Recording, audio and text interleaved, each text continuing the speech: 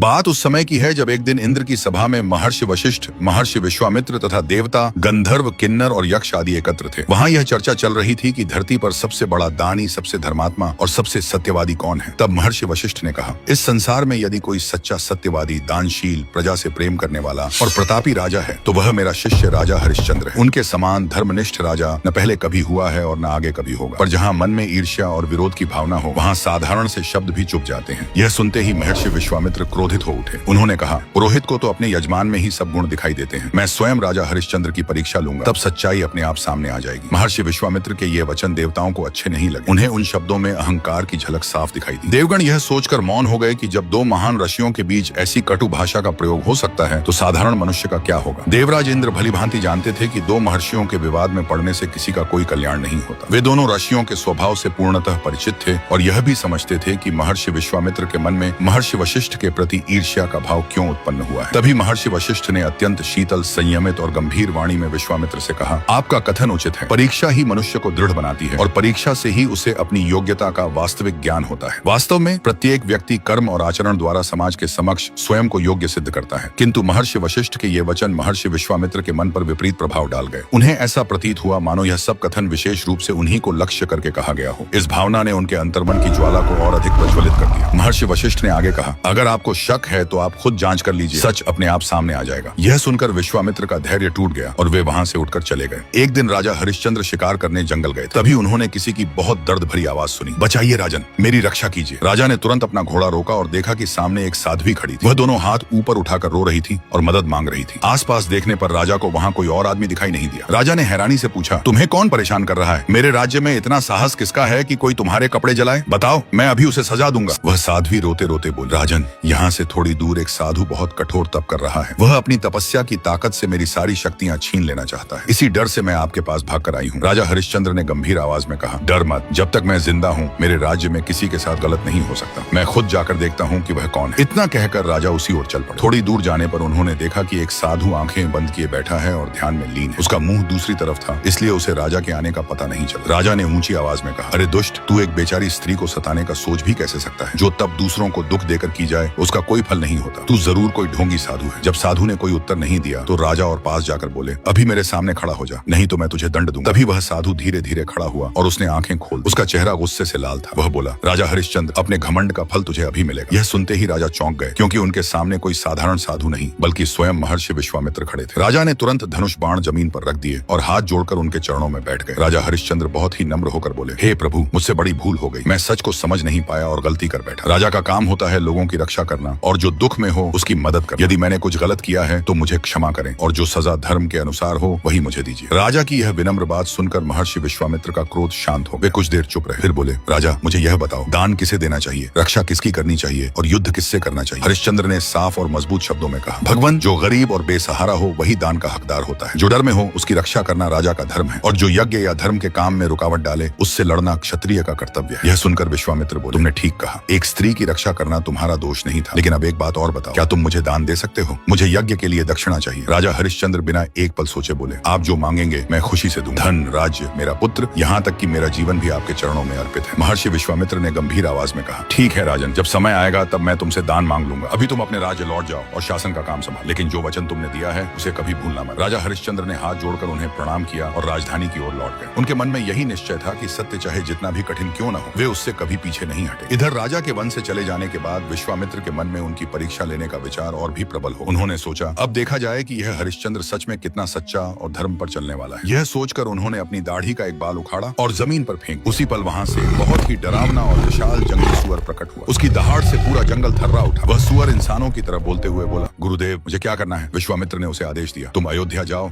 राजा हरिश्चंद्र के राजमहल के बगीचे को पूरी तरह नष्ट कर दो। विश्वामित्र ने सुअर से कहा, अगर राजा तुम्हें मारने आए तो उससे अपने प्राणों की भीख मांग। सुअर ने सिर झुकाकर प्रणाम किया और पलक झपकते ही अयोध्या की ओर दौड़ पड़ा। थोड़ी ही देर में वह राजमहल के बगीचे में जा घुसा। वह बड़े बड़े पेड़ों को उखाड़ने लगा, फूल पत्तियों को पैरों तले कुचलने लगा। बगीचे की सुंदरता पल भर में उजड़ गई। सैनिकों ने उसे रोकने की बहुत कोशिश की। किसी ने तीर चलाए, किसी ने भाले फेंके, किसी ने लाठियां और पत्थर उठाए, लेकिन किसी भी हथियार का उस पर कोई असर नहीं। उल्टा उसकी भयानक दहाड़ सुनकर सैनिक डर के मारे भागने लगे। आखिर पहरेदारों के मुखिया ने कहा, यह कोई साधारण जानवर नहीं है, यह हमारे बस की बात नहीं, राजा को तुरंत खबर देनी चाहिए। एक सिपाही सिपाही दौड़ता हुआ दरबार पहुंचा। उस समय राजा हरिश्चंद्र सभा में बैठे थे। सिपाही घबराया हुआ बोला, महाराज, एक बहुत बड़ा और डरावना सुअर राजकीय बगीचे में घुस आया है। वह सब कुछ नष्ट कर रहा है, हम उसे रोक नहीं पा रहे। यह सुनकर राजा चौंक गए। बोले, ऐसा कौन सा सुअर है जो पूरी सेना को डरा दे? चलो हम खुद देखते हैं। राजा तुरंत घोड़े पर चढ़े और सैनिकों के साथ बगीचे की ओर चल पड़े। जब राजा ने बगीचे की हालत देखी तो उन्हें बहुत गुस्सा आया। उन्होंने ऊंची आवाज में सुअर को ललकारा। सुअर तुरंत भाग खड़ा हुआ और राजा उसके पीछे दौड़ पड़े। पीछा करते करते वे घने और डरावने जंगल में पहुंचे। वहां उनके सैनिक पीछे छूट गए और राजा अकेले रह गए। कुछ दूर जाकर राजा ने सुअर को घेर लिया और बाण चलाने ही वाले थे कि तभी सुअर इंसानों की तरह बोल पड़ा, राजन, मैं तो एक जंगली जानवर हूँ, मुझे न समझ है न सोच। जो मैंने किया वह मेरे स्वभाव के कारण हुआ, कोई अपराध नहीं। आप तो न्याय करने वाले राजा हैं, कृपया मेरी जान बख्श दीजिए। राजा हरिश्चंद्र का मन पिघल गया। उन्होंने बाण नीचे रख दिया और कहा, ठीक है, जाओ, मैं तुम्हें दंड नहीं दूं। इतना कहते ही सुअर अचानक गायब हो गया। राजा हैरान रह गए। वे सोचने लगे, यह कैसा जीव था जो इंसानों की भाषा बोल रहा था। तभी वहाँ एक ब्राह्मण आया और बोला, राजन, आप कौन हैं और इस भयानक जंगल में अकेले क्या कर रहे हैं? राजा ने कहा, मैं अयोध्या का राजा हरिश्चंद्र एक सुअर का पीछा करते करते यहाँ आ गया और रास्ता भटक गया। ब्राह्मण मुस्कुराया और बोला, चिंता मत कीजिए, मेरा आश्रम पास ही है। आज मेरे बेटे का विवाह, पहले आप नदी में स्नान कर लीजिए, फिर मेरे आश्रम चलिए, उसके बाद मैं आपको जंगल से बाहर पहुंचा दूंगा। राजा ने उसकी बात मान ली और नदी में स्नान किया। लेकिन वे यह नहीं जानते थे कि वह कोई साधारण नदी नहीं बल्कि मायावी नदी थी। जैसे ही राजा ने स्नान किया वे ब्राह्मण के प्रभाव में आ गए। वास्तव में वह ब्राह्मण कोई और नहीं, स्वयं महर्षि विश्वामित्र थे। वे राजा को अपने आश्रम ले आए जहाँ विवाह की तैयारियां चल रही थी। वर वधू वेदी पर बैठे थे। तभी विश्वामित्र ने कहा, राजन, आपकी दानशीलता की चर्चा हर जगह होती है, आज इस शुभ अवसर पर आप भी कुछ दान दीजिए। राजा ने कहा, भगवान, आप जो कहेंगे मैं अवश्य दूंगा। विश्वामित्र ने कहा, अगर मैं अपने पुत्र के लिए आपका पूरा राज्य ही मांग लूं तो? राजा तनिक भी नहीं डगमगाए, मुस्कुराकर बोले, यदि राज्य ही चाहिए तो वह भी आपका है। यह सुनते ही विश्वामित्र ने राज्य दान में ले लिया और बोले, शास्त्रों में कहा गया है कि दान के साथ दक्षिणा भी दी जाती, इसीलिए अब मुझे सोने की दक्षिणा भी चाहिए। राजा हरिश्चंद्र ने बिना हिचक हामी भर दी। उसी समय राजा के सैनिक उन्हें खोजते हुए वहां पहुंचे। विश्वामित्र की अनुमति लेकर राजा सैनिकों के साथ राजधानी लौट, लेकिन अब वे राजा नहीं थे। राजा के जाते ही विश्वामित्र अपने असली रूप में प्रकट हो गए। विश्वामित्र के चेहरे पर संतोष साफ दिखाई दे रहा था। उनके होंठों पर हल्की सी तिरछी मुस्कान फैल गई। वे मन ही मन सोचने लगे, अब पता चलेगा कि यह राजा हरिश्चंद्र कितना सच्चा और दानी है। बात कहना बहुत आसान होता है, लेकिन उसे निभाना कठिन होता है। यही फर्क आम आदमी और महान व्यक्ति में होता है। साधारण लोग मुसीबत आते ही टूट जाते हैं, लेकिन जो सच में महान होते हैं वे चाहे कितनी भी कठिनाई आए अपने वचन से पीछे नहीं हटते। अब देखना है यह राजा सच में धर्म और सत्य पर चलता है या नहीं। यह सोचकर विश्वामित्र जोर जोर से हंसने लगे। उनके इस व्यवहार को देखकर उनके शिष्य भी चकित रह गए। दूसरी ओर राजा हरिश्चंद्र को यह पता ही नहीं था कि उनके साथ चाल चली जा चुकी है। वे राजधानी लौटते समय यही सोचते रहे कि अपनी पत्नी शैव्या और पुत्र रोहिताश्व को यह बात कैसे बताएंगे। उन्हें न राज्य की चिंता थी न धन का मोह, बस अपने पुत्र के मन की चिंता उन्हें खाए जा रही थी। जब वे महल पहुंचे तो शैव्या ने उनके उदास चेहरे को देखकर पूछा, स्वामी, आज आप इतने परेशान क्यों हैं? क्या किसी दुखी व्यक्ति की इच्छा पूरी नहीं हो सकी? आपकी उदासी देखकर मेरा मन भी भारी हो रहा है। राजा ने धीमी आवाज में कहा, प्रिय वन में एक साध्वी के कहने पर मैंने अपना सब कुछ दान कर दिया है, इसी कारण मन व्यथित है। अब तुम्हें और रोहिताश्व को कैसे पाल पाऊंगा? यह सुनकर शैव्या पहले तो चौंकी, फिर मुस्कुराकर बोली, नाथ, इसमें दुख की क्या बात है? हम राज्य के झंझट में उलझकर धर्म और भक्ति को भूल चुके थे। अब हमें सत्य के मार्ग पर चलने का पूरा अवसर मिलेगा। रोहिताश्व ने भी पिता की बात से सहमति जताई। इससे राजा का मन कुछ हल्का हो गया। अगले दिन राजा दरबार में बैठे ही थे कि विश्वामित्र वहां आ पहुंचे। उन्हें देखते ही सभी सभासद खड़े हो गए। विश्वामित्र ने गर्व से कहा, राजन, मुझे पहचाना। कल वन में ब्राह्मण बनकर मैं ही तुमसे मिला था। तुमने अपने पुत्र के विवाह के नाम पर मुझे पूरा राज्य दान कर दिया था। अब अपने वचन को निभाओ और यह राज्य छोड़ दो। साथ ही दान के साथ सोना भी देना होगा। राजा हरिश्चंद्र ने हाथ जोड़कर कहा, भगवान, राज्य तो अब आपका ही है, लेकिन जो सोना आप मांग रहे हैं वह अभी मेरे पास नहीं है। राज्य की सारी संपत्ति अब आपकी हो चुकी है। मैं राज्य से बाहर जाकर मेहनत करूंगा और जितनी जल्दी हो सके आपकी दक्षिणा चुका दूंगा। विश्वामित्र ने कठोर स्वर में कहा, मैं तुम्हें 1 माह का समय देता हूँ। यदि तय समय में सोना नहीं मिला तो दंड दिया जाएगा। अभी अपने राजसी वस्त्र और आभूषण उतारो और साधारण वस्त्र पहन लो। राजा ने नम्रता से कहा, मैं आपके हर आदेश का पालन करूंगा। यदि वचन निभा न सका तो हर दंड स्वीकार करूंगा। यह कहकर उन्होंने अपने आभूषण उतार दिए और साधारण कपड़े पहन लिए। फिर वे भारी मन से महल की ओर लौट गए। जनता यह दृश्य देखकर भावुक हो उठी और एक साथ बोल पड़ी, नहीं राजन, हम आपको अकेला नहीं जाने देंगे, हम आपकी परछाई बनकर साथ चलेंगे। तभी विश्वामित्र अपने रथ पर सवार होकर अंगरक्षकों के साथ वहां आ पहुंचे। उन्होंने भीड़ के बीच राजा, रानी और उनके पुत्र को देखा और क्रोध में ऊंची आवाज में बोले, हरिश्चंद्र, तुम धर्म के मार्ग से भटक गए हो। दान देकर उसे वापस पाने का प्रयास कर रहे हो और प्रजा को भड़का रहे हो। यह राजधर्म का घोर अपमान है। विश्वामित्र की कठोर बातें सुनते ही हरिश्चंद्र ने बिना कुछ कहे अपनी पत्नी और पुत्र का हाथ पकड़ा और भीड़ को चीरते हुए आगे बढ़ गए। उधर आकाश से यह सब देखकर ब्रह्मा, विष्णु और महेश तीनों व्यथित हो उठे। भगवान शंकर के मुख से निकला, यह आश्चर्य की बात है कि एक तपस्वी होकर भी विश्वामित्र इतना कठोर व्यवहार कर रहे हैं। यह राजा अब मेरी नगरी काशी में आश्रय पाएगा। देखते हैं कौन इसका कुछ बिगाड़ सकता है। भगवान विष्णु ने शांत स्वर में कहा, महादेव धैर्य रखिए। सत्य की रक्षा के लिए महापुरुषों को कष्ट सहना ही पड़ता है। राज्य छोड़ने के बाद राजा हरिश्चंद्र गहरी सोच में पड़ गए। उनके मन में प्रश्न उठा, अब हम कहाँ जाएं? तभी उन्हें याद आया कि काशी भगवान शंकर की नगरी है। वहीं माँ अन्नपूर्णा निवास करती हैं। यदि कहीं शरण मिलेगी तो वहीं मिलेगी। यह सोचकर वे पत्नी और पुत्र के साथ काशी की ओर चल पड़े। कई दिनों तक कठिन यात्रा करने के बाद वे वहां पहुंचे।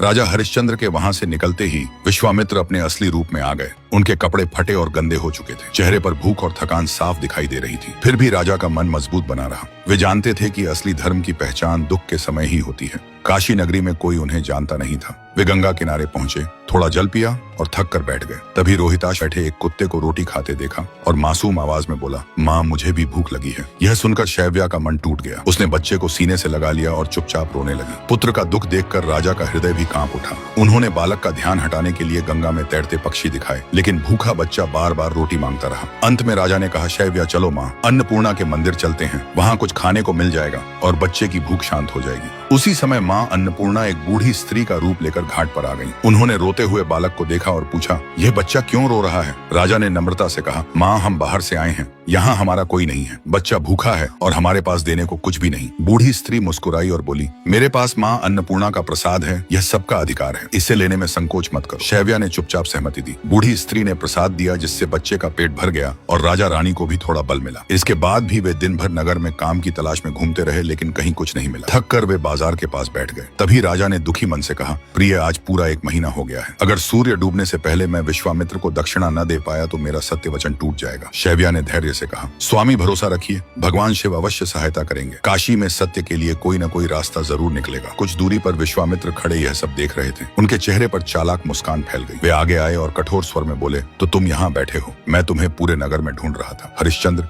आज समय पूरा हो गया है। सूर्यास्त से पहले मुझे मेरी दक्षिणा चाहिए, वरना दंड मिलेगा। राजा ने हाथ जोड़कर कहा, भगवान सूर्य डूबने से पहले मैं आपको दक्षिणा अवश्य दूंगा। कृपया थोड़ा धैर्य रखें। विश्वामित्र कठोर हंसी हंसते हुए बोले, ठीक है, मैं फिर आता हूँ, लेकिन समय निकल गया तो दंड निश्चित है। यह कहकर वे चले गए और राजा का मन और भारी हो गया। राजा हरिश्चंद्र अपनी पत्नी और पुत्र के साथ साधारण वस्त्र पहनकर काशी की गलियों में भटकते रहे। दिन ढल रहा था और मन में एक ही बात थी, आज सूर्य डूबने से पहले दक्षिणा चुकानी है, नहीं तो सत्य वचन अधूरा रह जाएगा। लेकिन अनजान नगर में कोई उन्हें उधार देने को भी तैयार नहीं था। अंत में राजा ने गहरी सांस लेकर कहा, अब एक ही रास्ता बचा है, मुझे खुद को बेच देना होगा। राजा की व्यथा देखकर शैव्या ने शांत स्वर में कहा, स्वामी सत्य की शक्ति बहुत बड़ी होती है। सत्य से ही सूर्य उगता और ढलता है। हजारों दान और यज्ञ भी सत्य के बराबर नहीं होते। धर्म का पालन ही सबसे बड़ा कर्तव्य है। यह सुनकर राजा हरिश्चंद्र की आंखें भर आईं। राजा हरिश्चंद्र भारी मन से बोले, मैं जानता हूँ कि सच ही इंसान की असली पूंजी होता है, लेकिन आज मेरी हालत ऐसी है कि मुझे कोई रास्ता दिखाई नहीं दे रहा। तब शैव्या ने आंचल संभालते हुए कहा, स्वामी मैं आपकी पत्नी हूँ, आपके पुत्र की माँ हूँ। मैंने समझ लिया है कि मेरा सबसे बड़ा धर्म पूरा हो चुका है। अगर आज आपके वचन को निभाने के लिए मेरी बलि चाहिए तो आप मुझे बेच दीजिए। यह सुनते ही राजा हरिश्चंद्र सन्न रह गए। उनके हाथ कांपने लगे, आंखों से आंसू बह निकले। वे रोते हुए बोले, शैव्या यह तू क्या कह रही है? क्या पति पत्नी का रिश्ता इतना हल्का होता है कि मैं तुझे किसी और को सौंप दूं? ऐसा करना तो मेरे लिए पाप से भी बड़ा पाप है। लेकिन शैव्या शांत स्वर में बोली, स्वामी झूठा मनुष्य श्मशान के समान होता है।